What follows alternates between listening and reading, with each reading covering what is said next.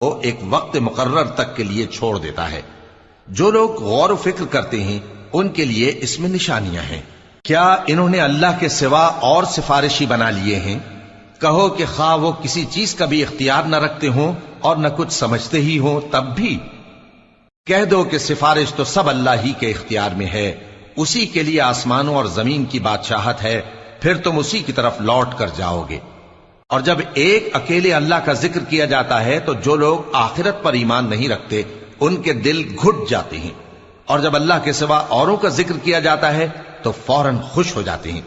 کہو کہ اے اللہ، اے آسمانوں اور زمین کے پیدا کرنے والے، پوشیدہ اور ظاہر کے جاننے والے، تو ہی اپنے بندوں میں ان باتوں کا جن میں وہ اختلاف کرتے رہے ہیں فیصلہ کرے گا۔